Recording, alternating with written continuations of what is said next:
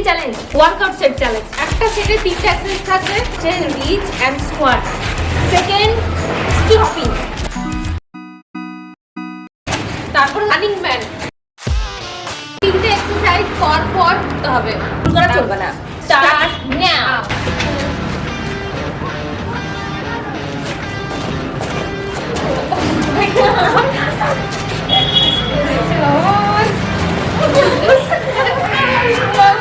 কিছু ভুলে গেছি,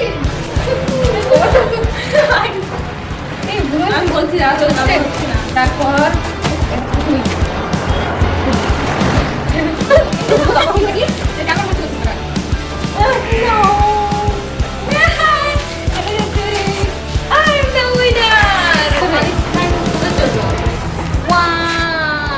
নামতে হবে।